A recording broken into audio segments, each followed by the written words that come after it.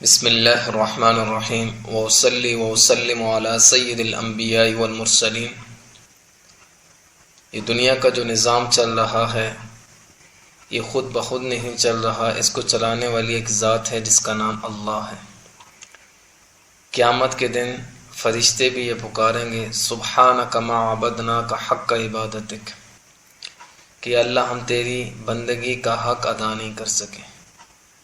تو اللہ تعالیٰ کی عبادت کا ما حق ہو کرنے سے ہم قاصر ہیں، اور اللہ تعالیٰ اپنے فضل سے انسان کو بہت بڑے بڑے درجات اور مقامات پر پہنچا دیتے ہیں۔ لیکن اگر دیکھا جائے تو دنیا کے اندر ایک دستور یہ نظر آتا ہے کہ جس کو اللہ تعالیٰ نے بڑی منازل دینی ہوتی ہیں، بڑا مقام درجہ دینا ہوتا ہے، اس پہ تکلیفیں بھی بڑی آتی ہیں۔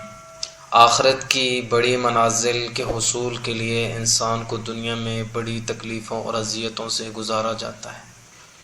ہم نبی پاک صلی اللہ علیہ وسلم کی زندگی کو دیکھیں تو جہاں ان کو اللہ تعالیٰ نے امام الانبیاء بنایا، بہت بڑا رتبہ عطا فرمایا، وہیں پہ ان کی زندگی کو اذیتوں کے اندر، تکلیفوں کے اندر ہم دیکھتے ہیں کہ طائف کی تکلیفیں ہیں، بدر میں جانا پڑ رہا، خیبر میں، تبوک میں، حنین میں بھوک، فاقے برداشت کرنے پڑ رہے ہیں، تکلیفیں بہت، لیکن اللہ نے آخرت کی بڑی بڑی منازل بھی عطا فرمائی ہیں۔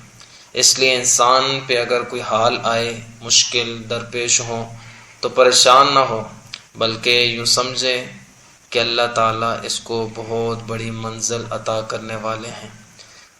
اللہ فرماتے ہیں انا عند ظن عبدی بی، میں اپنے بندے کے گمان کے ساتھ ہوں، فلیظن بی ما شاء، پس اسے چاہیے جیسا وہ گمان کرے۔ اچھا گمان کرے گا اللہ تعالیٰ اس کے ساتھ اچھا معاملہ فرمائیں گے، اور اگر گمان اچھا نہیں ہوگا تو معاملہ پھر اس کے ساتھ اچھا نہیں ہوگا۔ آج سے ہم پھر اپنی نیتوں کی تجدید کریں کہ ہم اللہ سے اچھا گمان رکھیں گے، سنجیدگی کے ساتھ محنت کرتے ہوئے زندگی گزاریں گے تو اللہ تعالیٰ ہمارے لیے خیر کے بہت سارے رستے کھلے بھی فرما دیں گے، کشادہ بھی فرما دیں گے، جنت آسان بھی فرما دیں گے۔ اللہ تعالیٰ ہم سب کے حامی و ناصر ہوں۔ اللہم افتح لنا ابواب رحمتک برحمتک یا ارحم الراحمین۔